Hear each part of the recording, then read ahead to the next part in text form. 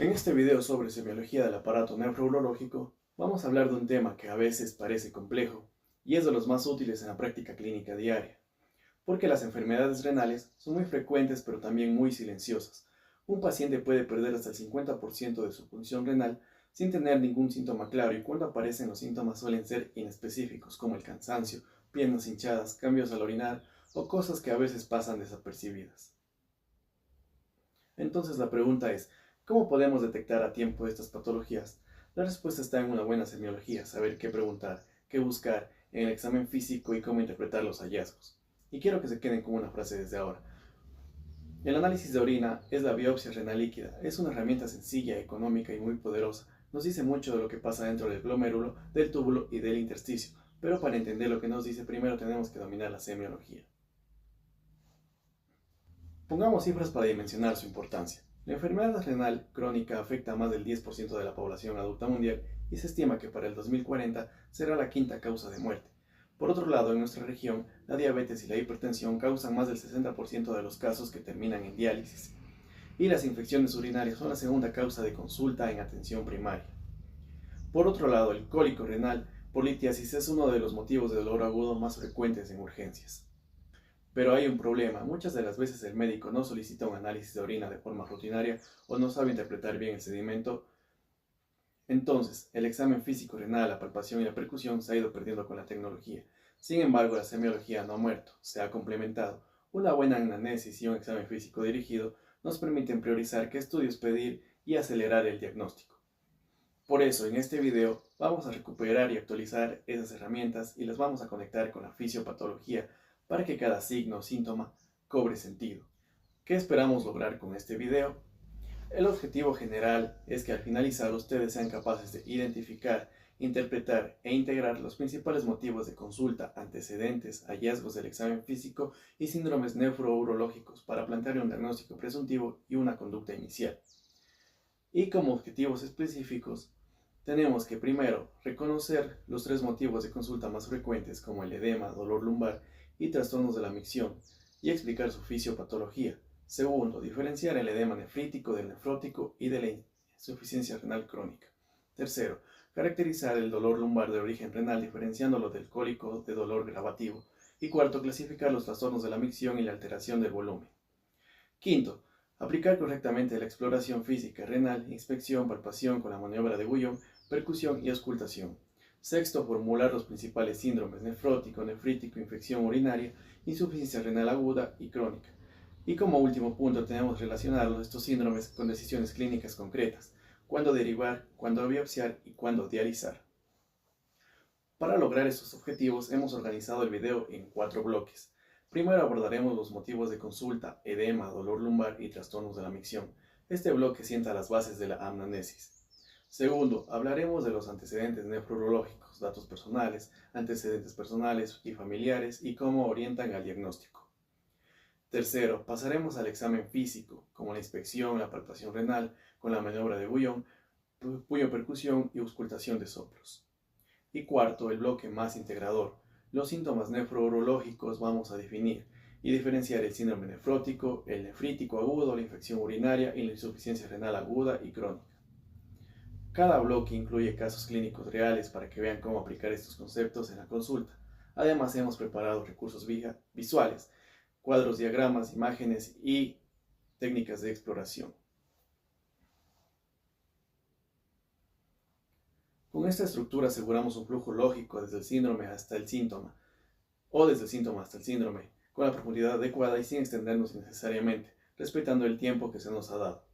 A continuación, mi compañero continuará con el siguiente bloque y profundizará en el edema, sus tipos y su Una fisiopatología. vez revisada la importancia del sistema nefrourológico, es fundamental conocer cuáles son los principales motivos de consulta que orientan hacia una enfermedad renal o urinaria. Entre ellos destacan 3 motivos principales de consulta. Tenemos el edema, el dolor lumbar y los trastornos de la micción, que analizaremos a continuación. Edema. El edema es el aumento del líquido en el espacio intersticial, produciendo una tumefacción visible o palpable de los tejidos. En nefrología su presencia es un hallazgo muy importante porque puede ser la primera manifestación de una enfermedad renal. Existen diferentes tipos de edema de origen renal: el nefrítico, el nefrótico y el edema de la insuficiencia renal crónica. El edema nefrítico aparece principalmente en el síndrome nefrítico agudo y se caracteriza por ser un edema de inicio rápido, matinal y predominantemente periorbitario. Posteriormente puede extenderse a los miembros inferiores. Su mecanismo principal es la retención primaria de sodio y agua, debido a la disminución del filtrado glomerular.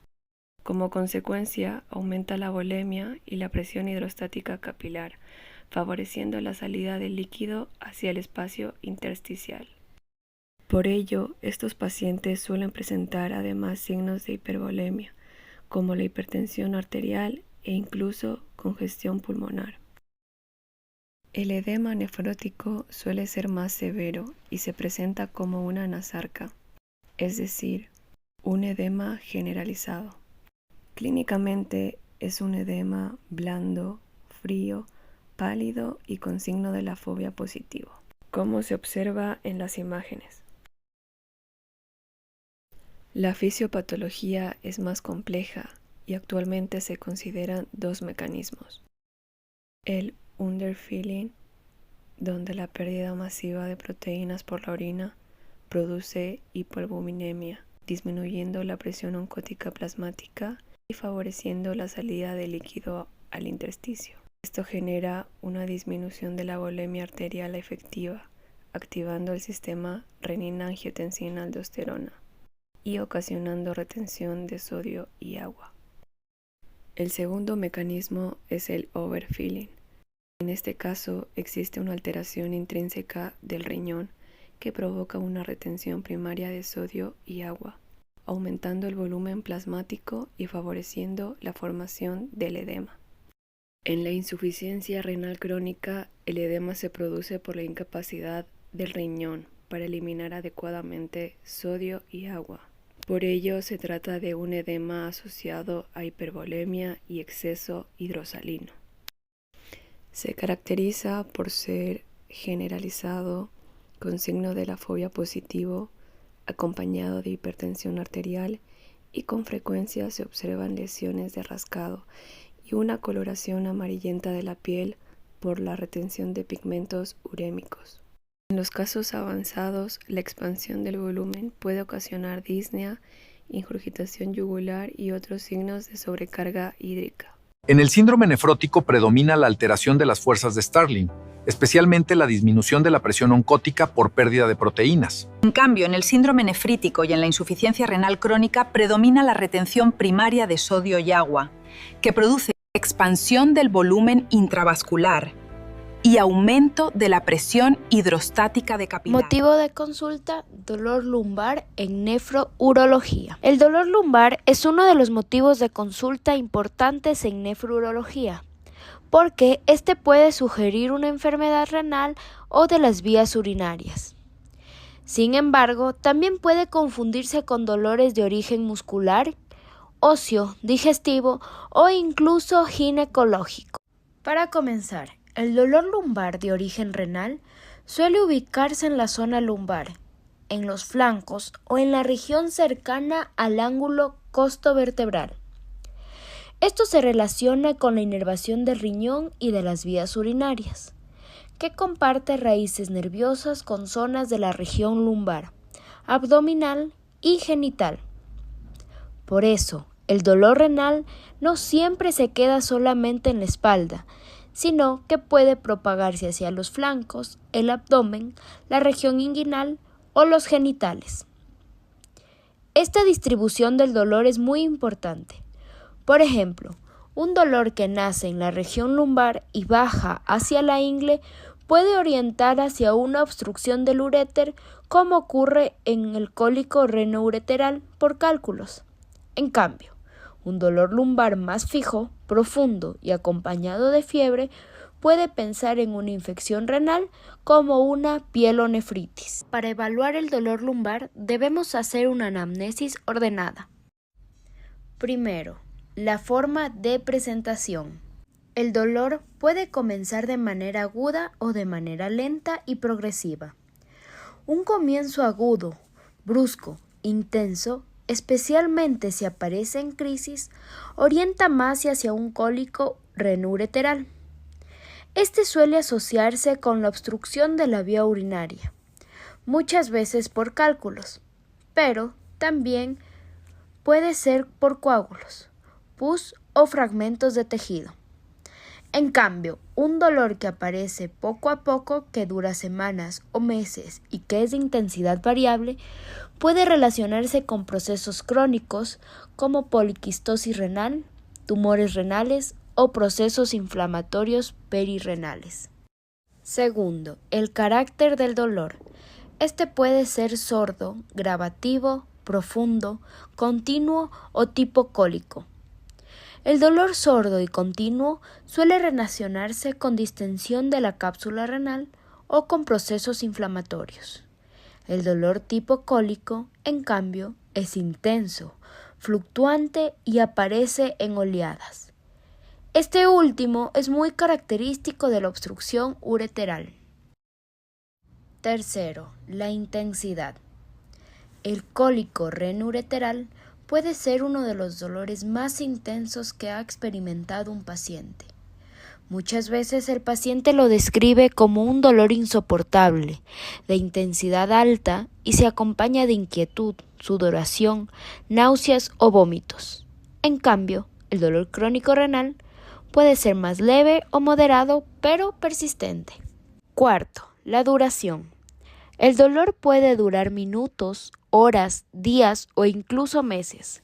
En el cólico renal, el dolor suele presentarse por crisis, con momentos de mayor y menor intensidad. En cambio, en una infección renal o un proceso expansivo, el dolor puede ser más constante. Quinto, la propagación o irradiación. Este dato es clave. El dolor renal o ureteral puede irradiarse desde la región lumbar hacia el flanco, el abdomen inferior, la región inguinal, los genitales externos o la cara interna del muslo.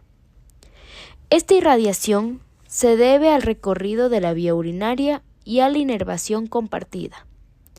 Por eso, cuando un paciente refiere dolor lumbar que baja hacia la ingle o los genitales, debemos pensar en compromiso del uréter. Sexto, los factores que modifican el dolor. El dolor de origen muscular suele empeorar con los movimientos, con ciertas posturas o con la palpación de los músculos paravertebrales. En cambio, el dolor renal no siempre cambia con la postura. En el cólico renal, el paciente suele estar inquieto, se mueve mucho y no encuentra una posición cómoda. Esto lo diferencia de otros cuadros abdominales, donde el paciente a veces prefiere quedarse quieto porque moverse aumenta el dolor. Séptimo, los síntomas asociados. Aquí se debe preguntar por fiebre, escalofríos, náuseas, vómitos, ardor al orinar, aumento de la frecuencia urinaria, urgencia miccional, cambios en el color de la orina, hematuria y disminución del volumen urinario, ya que estos datos son fundamentales en el diagnóstico.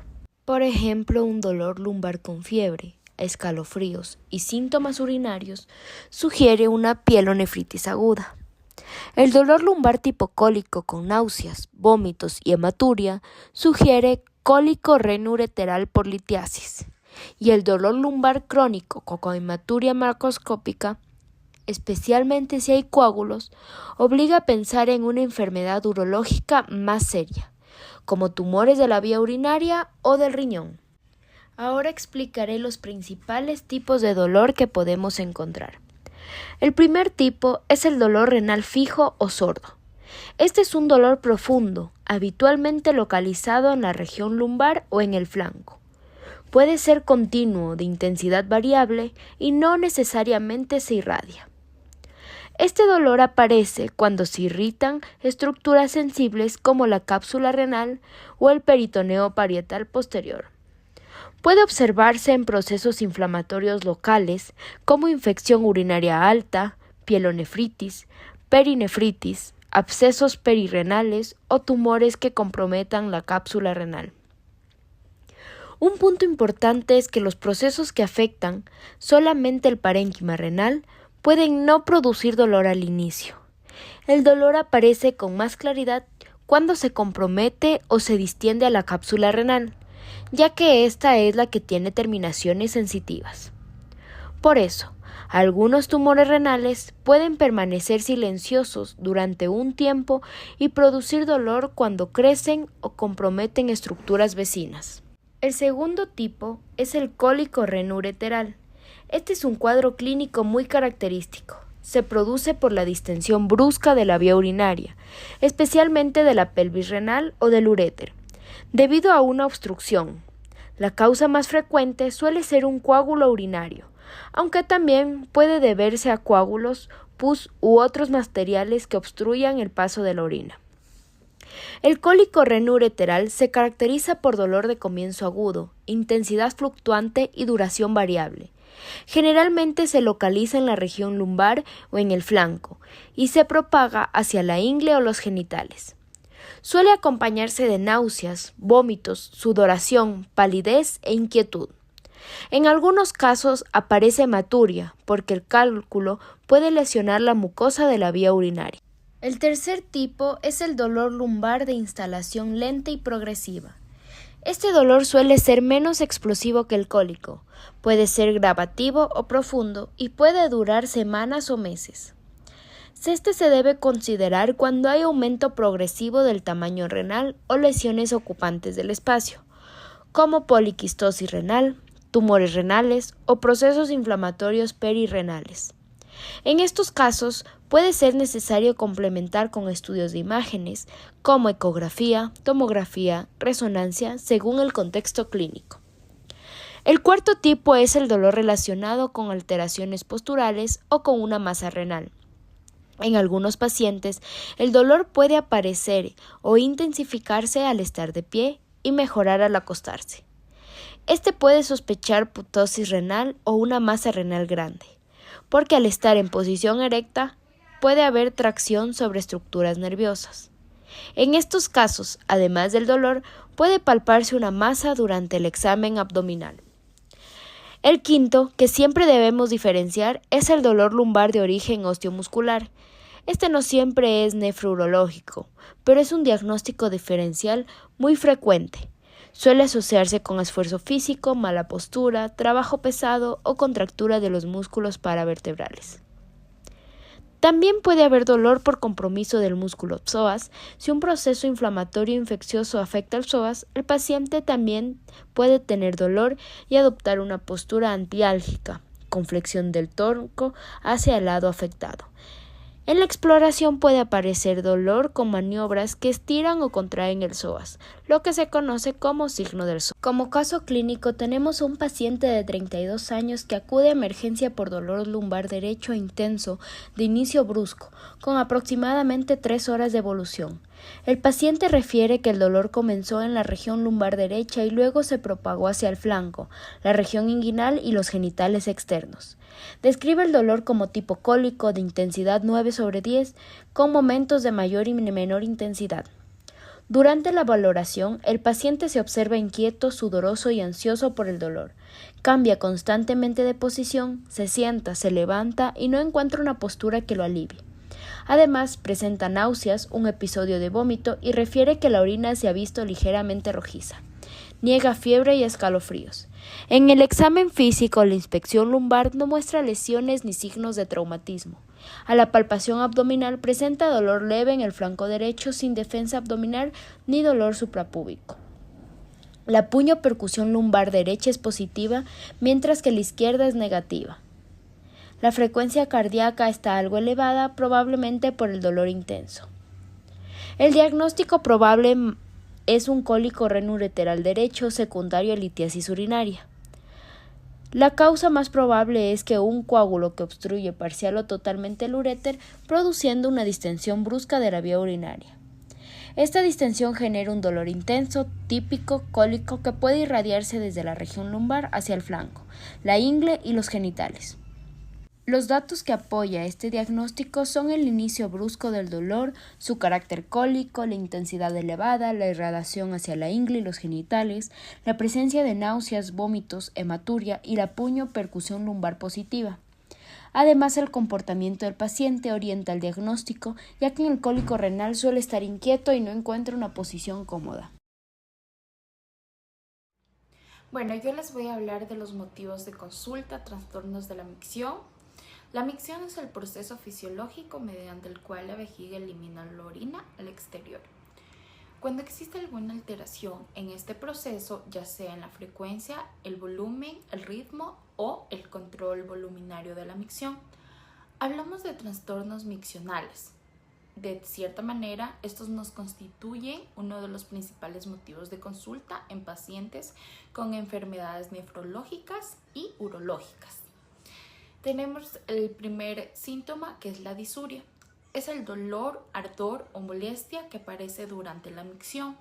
Generalmente se produce por inflamación o infección de las vías urinarias bajas, especialmente en la uretra o la vejiga.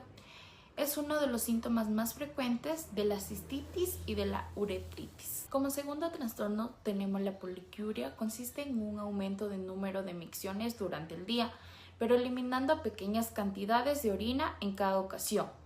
Es importante aclarar que la cantidad total de orina eliminada en el día suele ser normal.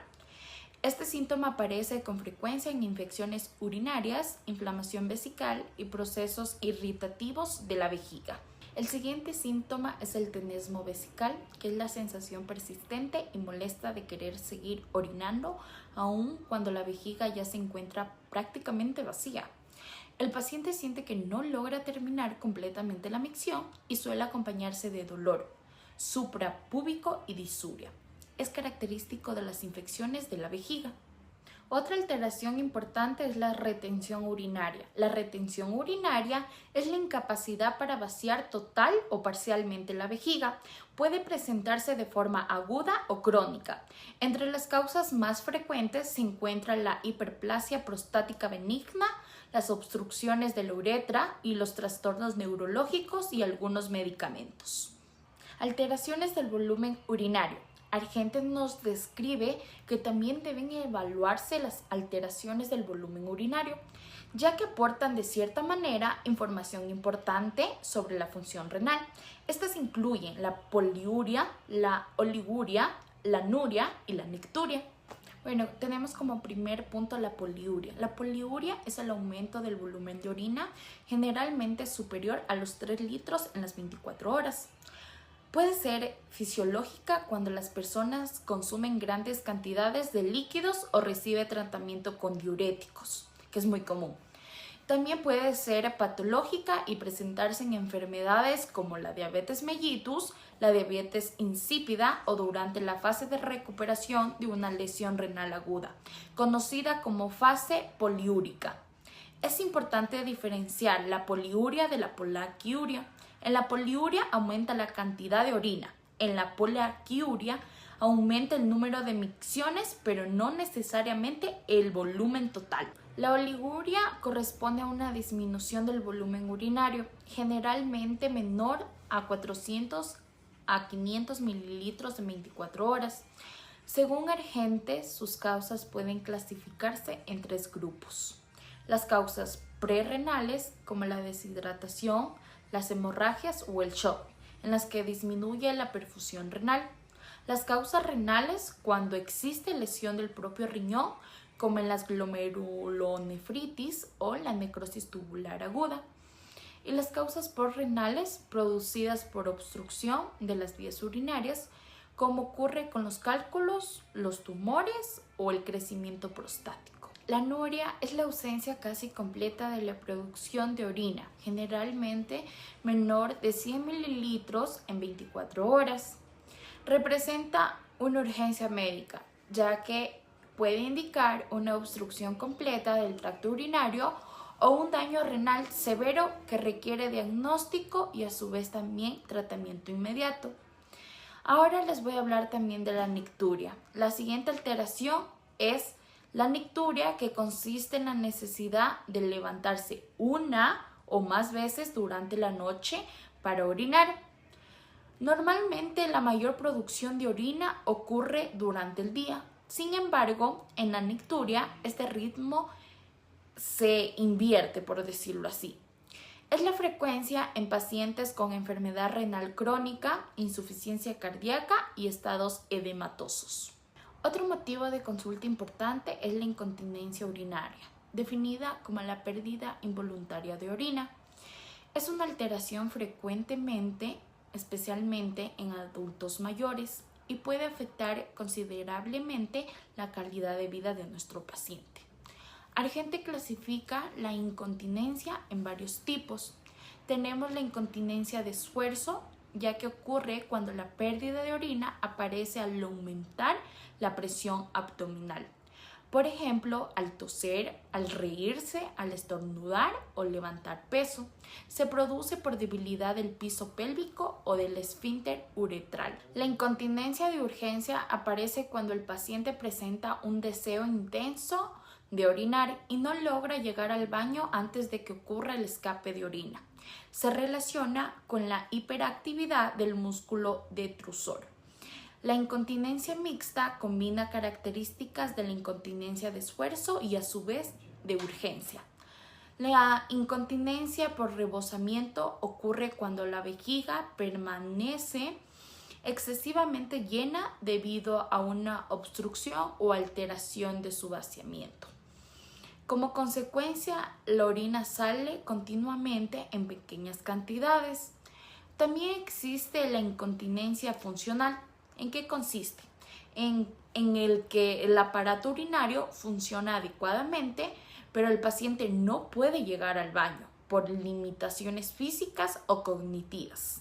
Y para concluir, los trastornos de la micción constituyen un motivo frecuentemente de consulta y pueden ser la primera manifestación de enfermedades renales o del aparato urinario.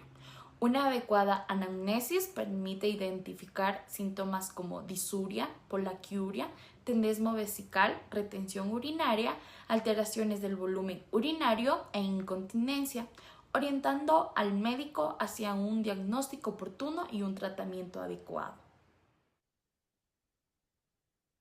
Bien, antes de empezar a explorar al paciente, es muy importante conocer los antecedentes nefrourológicos, ¿no? Y realizar una historia clínica bien detallada. Lo más relevante o lo más importante a destacar y conocer sobre nuestro paciente es su sexo y su edad. ¿Por qué razón? Porque estos nos van a orientar a una enfermedad.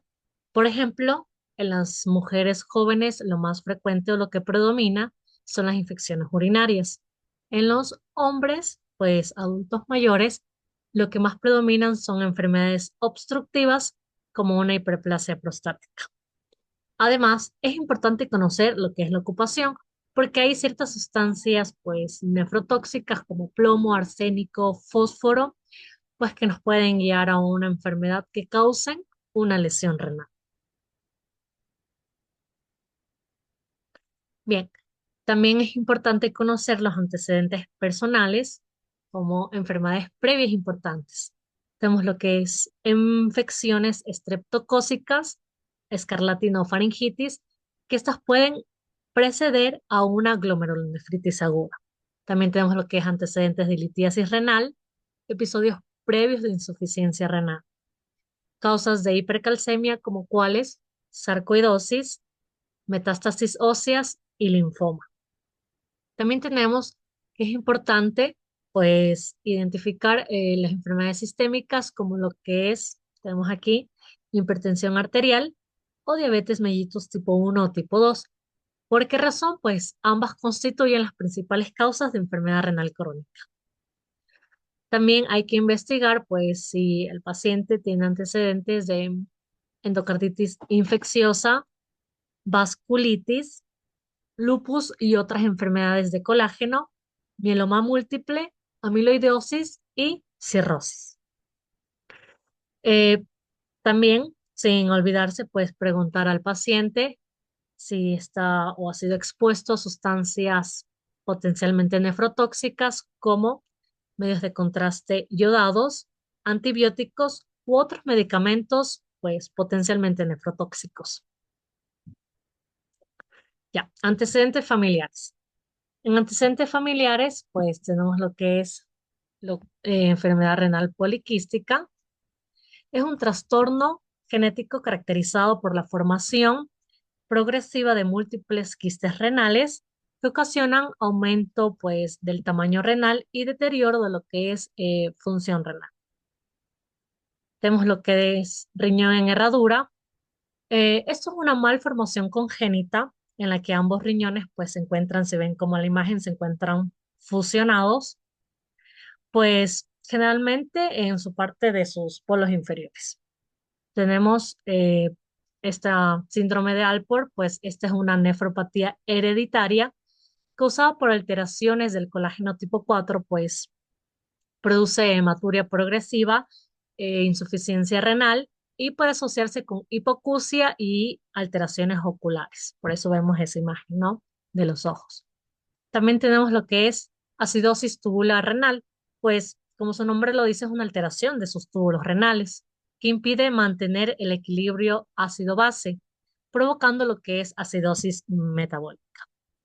Y por último tenemos lo que es el síndrome de Fanconi, pues esta es una disfunción de lo que es el túbulo proximal renal caracterizada por pérdida urinaria excesiva de glucosa, aminoácidos, fosfatos y bicarbonato.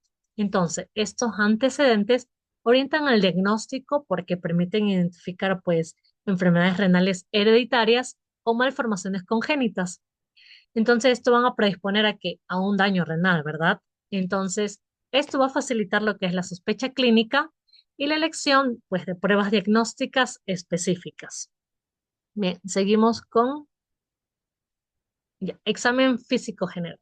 Pues después de la anamnesis ya iniciamos el examen, ¿no? Físico. Primero debemos realizar una evaluación general del paciente y nos va a permitir identificar especialmente, tenemos lo que es edema, pues puede haber un edema facial, un edema palpebral o edema de miembros inferiores.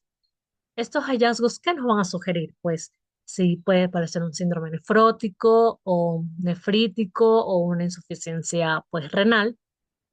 También vemos lo que es coloración de la piel, pues la palidez por anemia secundaria, enfermedad renal crónica, puede tener el paciente una pigmentación amarilla por acumulación de cromógenos o también equimosis o alteraciones hemorrágicas relacionadas con trastornos de coagulación. Importante también lo que es el estado nutricional, pues la enfermedad renal avanzada puede encontrarse con pérdida de peso, desnutrición o deterioro de tu estado general. Entonces, también es importante medir la presión arterial, pues la hipertensión puede ser tanto causa como consecuencia de enfermedad renal, como les había explicado. Bien, ahora vamos a seguir a un examen de la región renal. Ahora exploramos específicamente lo que son los riñones. Entonces, comprende de 4 pasos. Lo primero es inspección, que acabamos de ver, ¿no? Pero esta fue una inspección general. Ahora vamos a ver una inspección más detallada. De ahí seguiría palpación, puño percusión, ocultación. Bien, seguimos con lo que es inspección. Pues el paciente inicialmente permanece, pues como vemos aquí, en decúbito dorsal. Normalmente los riñones no son visibles porque son órganos retroperitoneales. Sin embargo, ¿qué debemos observar? Si existe lo que es la presencia de aumento de volumen lumbar, como observamos aquí en la imagen, puede deberse a crecimiento renal o a masas. Lo que son, también hay que observar si hay masas abdominales, pues puede indicar lo que son patologías renales o abdominales. Observar si existe deformidades, pues para ver si hay alguna alteración, ¿no? De una estructura visible. Edema, acumulación de lo que son los líquidos en los tejidos. Tenemos eritema, que esto pues es el enrojecimiento de la piel localizada. Y signos inflamatorios como calor, dolor, enrojecimiento o tumoración. Es importante tomar en cuenta que si existe presencia de inflamación, puede orientarse a qué? A pielonefritis o abscesos. En cambio, una tumoración puede sugerir lo que es una hidronefrosis, un riñón poliquístico o un tumor renal. Es importante que se haga una inspección cuidadosa, pues permite detectar alteraciones que van a orientar al diagnóstico y van a guiar a los siguientes pasos. Como ya les mencioné, que los siguientes pasos van a ser lo que es la palpación, puño percusión y además finalizando con auscultación, que a continuación les voy a mostrar un video detallando de todo esto. Región costolumbar y pedimos al paciente que inspire. Durante la inspiración profunda, ambas manos intentan atrapar el riñón entre ellas, empezando la palpación desde la fosa ilíaca hasta llegar debajo del reborde costal. Con la mano recta vamos palpando y haciendo pequeños movimientos circulares y una pequeña depresión para intentar palpar el riñón. Esta maniobra recibe el nombre de peloteo renal. ¿Qué es lo que buscamos valorar? Es su tamaño, movilidad, sensibilidad y consistencia. Un riñón palpable puede indicar hidronefrosis, tumor renal, poliquistosis, tosis renal o un aumento importante del tamaño renal. Ahora bien, pasamos a realizar lo que es puño percusión lumbar. La puño percusión consiste en golpear suavemente el ángulo costovertebral con el borde cubital de la mano o con el puño cerrado. Aquí el paciente está sentado para poderle realizar la maniobra. Si la maniobra le produce dolor, estamos hablando de un signo de Giordano positivo. Este hallazgo orienta principalmente hacia una pielonefritis aguda, litiasis renal, absceso renal o una inflamación perirrenal. Finalmente, acabamos con auscultación. Se coloca el estetoscopio sobre el abdomen, auscultando desde el epigastrio en el punto aórtico. Luego, debajo del reborde costal, auscultamos el punto renal de cada lado. Luego, los puntos ilíacos aproximadamente de 2 a 3 centímetros medial y superior a cada espina ilíaca anterosuperior. Y finalmente, los puntos femorales justo por debajo del ligamento inguinal en el punto medio entre la espina ilíaca anterosuperior y la sínfisis del pubis. El objetivo es identificar soplos. La presencia de un soplo abdominal puede sugerir estenosis de la arteria renal, una causa importante de hipertensión arterial secundaria. Ahora les voy a hablar sobre los síndromes nefrourológicos, específicamente el síndrome nefrótico y el síndrome nefrítico. Ambos afectan al glomérulo renal, pero la diferencia porque el nefrótico se caracteriza por la pérdida de proteínas, mientras que el nefrítico se caracteriza por la inflamación y sangre en la orina. El síndrome nefrótico es un conjunto de manifestaciones clínicas producidas por el daño de la barrera de filtración glomerular. Esta barrera normalmente evita que las proteínas como la albumina pasen a la orina. Cuando se daña, esta pierde las proteínas y aparece la hipoalbuminemia, edema, dislipidemia y lipiduria. Los criterios principales son proteinuria mayor a 3.5 gramos en 24 horas, hipoalbuminemia menor a 3 gramos por decilitro, edema, hiperlipidemia y lipiduria, que lo nombramos anteriormente.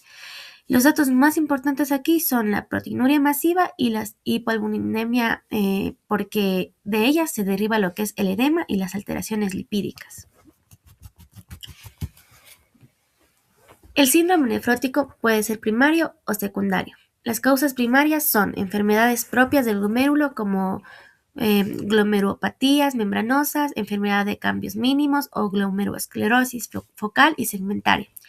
Las causas secundarias incluyen diabetes mellitus, lupus, infecciones crónicas, fármacos, neoplasias y aminoidosis.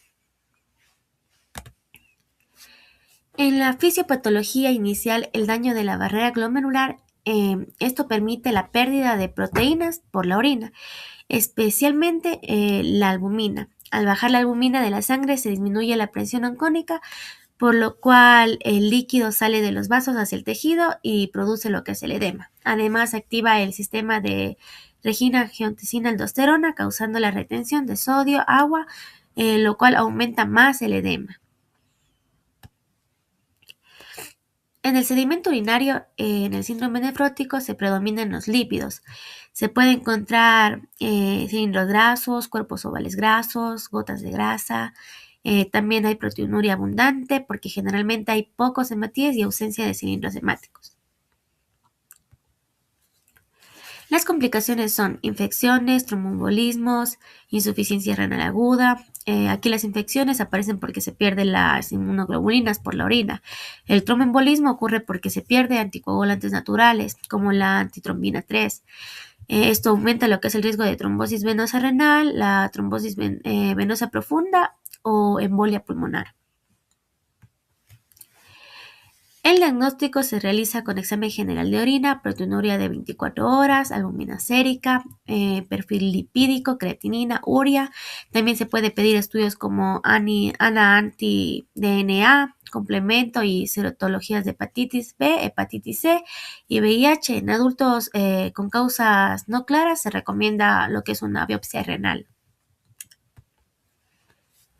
Bueno, ahora tenemos un caso clínico sobre el síndrome nefrótico. En este caso se presenta lo que es un paciente masculino de 24 años con aumento progresivo del volumen corporal, edema en párpados, hinchazón en piernas, aumento de peso y orina espumosa.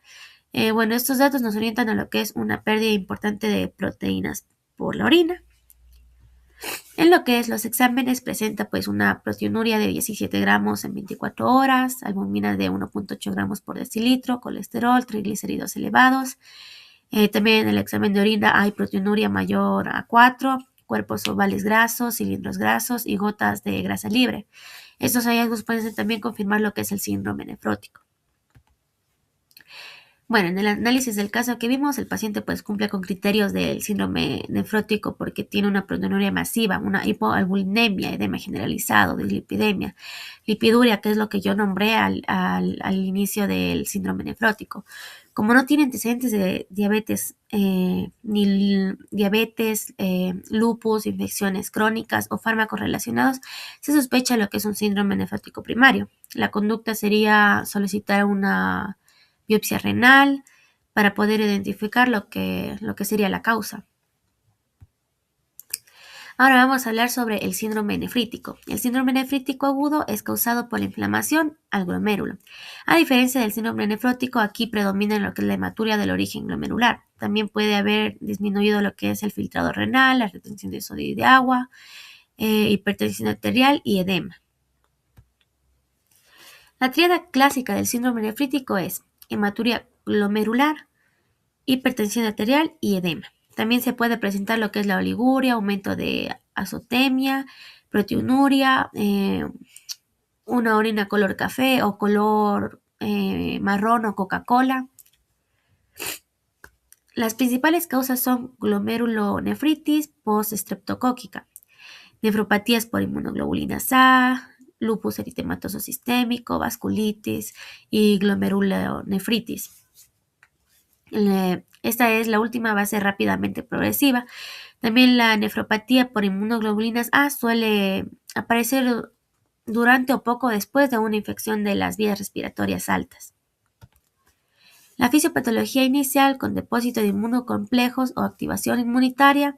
Esto activa el complemento y produce la inflamación glomerular. La inflamación daña los capilares del glomérulo, permitiendo el paso de eritrocitos a la orina.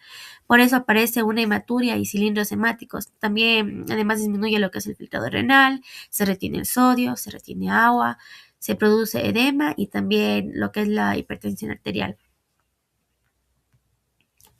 Aquí también en el sedimento urinario es activo porque hay inflamación glomerular. Los hallazgos principales son hematíes dismórficos, acantocitos, cilindros hemáticos, leucocitos en algunos casos, y también el dato más importante son que los cilindros hemáticos, porque estos también indican que la sangre viene del glomérulo. Ahora tenemos un caso clínico sobre el síndrome nefrítico.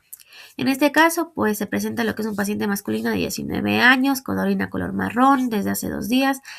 Además, 3 días antes tuvo un dolor de garganta, rinorrea y malestar general. Este antecedente respiratorio es importante porque esto nos puede orientar hacia alguna causa glomerular, específicamente una nefropatía por inmunoglobulinas A. Aquí el paciente presenta edema leve en párpados y tobillos, presión arterial de 150/95, disminución del volumen urinario. En los exámenes tiene creatinina elevada, proteinuria de 1.2 gramos en 24 horas, complemento C3, C4. Esos estaban normales. En la orina presenta lo que es hematuria abundante, hematías dismórficos, acatoncitos y cilindros hemáticos. Bueno, y en el análisis del caso, este paciente cumple con lo que son criterios del síndrome nefrítico. Algunos porque presentan hematuria glomerular, cilindros hemáticos, hipertensión, edema, oliguria. También tenía lo que es el aumento de la creatinina. El dato clave aquí es que la hematuria aparece casi al mismo tiempo que la infección respiratoria.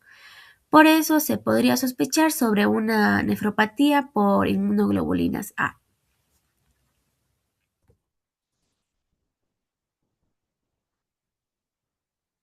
Continuando con las patologías del sistema nefrológico, vamos a hablar de una de las enfermedades más comunes en la práctica médica, que es la infección de vías urinarias, que esta es la colonización de microorganismos, principalmente bacterias, en cualquier parte del tracto urinario, lo que va a provocar una respuesta inflamatoria y la aparición de signos y síntomas clínicos. Vamos a guiarnos principalmente en dos hallazgos, que es la bacteriuria y leucocituria para el diagnóstico. La bacteriuria, que es la presencia de bacterias en la orina, se puede observar mediante el microscopio, pero es mucho mejor hacer un urocultivo. La leucocituria, que es la presencia de leucos en la orina, lo que indica que hay una respuesta inflamatoria en el tracto urinario, y esta es positiva cuando hay 5 leucos por campo. En cuanto a la fisiopatología, decimos que la infección aparece cuando hay un desequilibrio entre la virulencia bacteriana y las defensas del huésped. Las bacterias pueden provenir de fuentes exógenas, esto es principalmente por procedimientos como la colocación de sonda vesical, y fuentes endógenas que normalmente están en el intestino, pero pueden ir por arrastre hacia la uretra. Y se pueden propagar por vía ascendente, que es la más común, que es el 95% de los casos, y por vía hematógena es mucho menos común. Esta se da porque desde un foco infeccioso ajeno a las vías urinarias llega por la sangre hasta los riñones. Algunas de las situaciones que van a favorecer la cronicidad de las infecciones es la obstrucción urinaria, reflujo vesicoureteral, no permitiendo que las infecciones cedan. Continuando con los microorganismos causales, tenemos la Escherichia coli, que es causante del 90% de las infecciones, el Proteus mirabilis, que es causante del 5 a 10%, y tenemos otros microorganismos como Klebsiella, Enterococo, Enterobacter y Pseudomonas. Bien, vamos a ver factores predisponentes para las infecciones, como son el sexo y la edad. En varones, por ejemplo, se da en periodos neonatales o de recién nacidos, ya que es mucho más común ahí las malformaciones. Mujeres en la infancia y durante toda la vida adulta, debido a la anatomía, ya que la uretra es mucho más corta.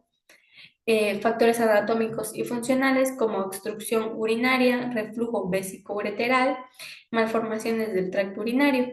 En mujeres sanas se da por relaciones sexuales, vaciado incompleto y menopausia.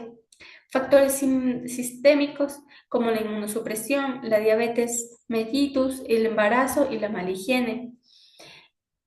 Con respecto a la clasificación, la vamos a clasificar en infección urinaria baja, cuando afecta a la uretra y a la vejiga. Esta está caracterizada por disuria, polaquiuria, tenesmo vesical, molestia o dolor suprapúbico, incontinencia y hematuria. La infección urinaria alta afecta a uréteres y riñones.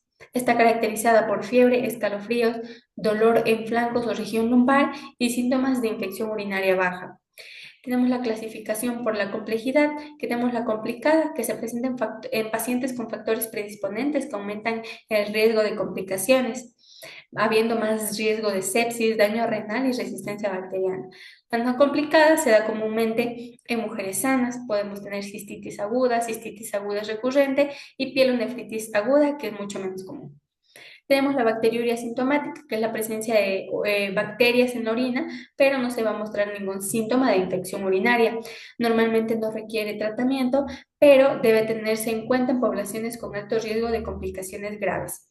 En cuanto a la recurrencia, tenemos la recaída, que se va a dar una infección por el mismo microorganismo. Ocurre hasta 3 semanas después de finalizar el tratamiento. En cambio, la reinfección aparece una nueva infección, pero por un microorganismo diferente y se presenta 7 a 10 días después de haberse erradicado la infección anterior. Y esta representa el 80% de infecciones en las vías urinarias recurrentes. Continuamos con el tratamiento farmacológico. Comúnmente se da IU. En IU no complicada damos antibiótico-terapia de duración corta de 3 a 5 días, pero en IU complicada la antibiótico-terapia es de duración más larga, de 7 a 14 días o más. Algunas de las medidas generales a tomar en cuenta es beber mucha agua, no retener la orina, evitar alimentos irritantes o bebidas como café, y mantener una buena higiene. En cuanto a la prevención, igual tenemos medidas generales, tanto para hombres como mujeres, la hidratación adecuada, no retener la orina, higiene correcta, ropa interior de algodón y no muy ajustada.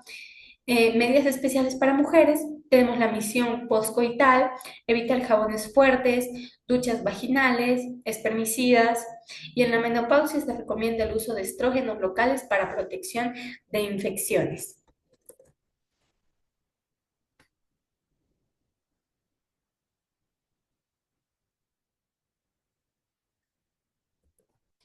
Ya, por último vamos a ver la insuficiencia renal.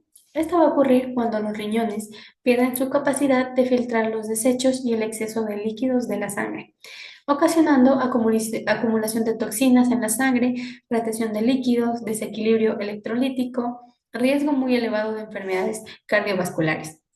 Tenemos la insuficiencia renal aguda, la cual se caracteriza por una disminución brusca del filtrado glomerular que ocurre en horas o días.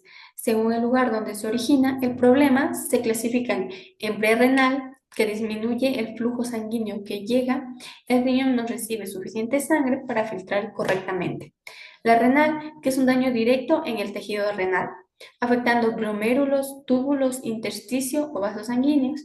Y la podrenal, que ocurre cuando hay una obstrucción de las vías urinarias que impide la salida de la orina y aumenta la presión dentro del riñón.